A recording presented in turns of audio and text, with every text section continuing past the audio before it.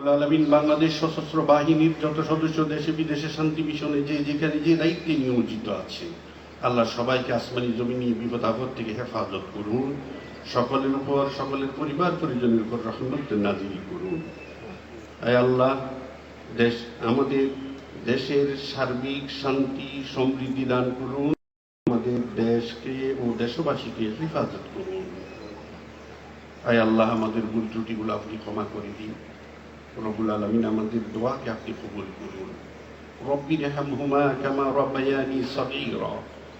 ربنا تقبل منا إنك أنت السميع العليم وتب علينا إنك أنت التواب الرحيم آمين برحمتك يا أرحم الراحمين। KTV Bangla, বিশ্বের চোখে বাংলাদেশ।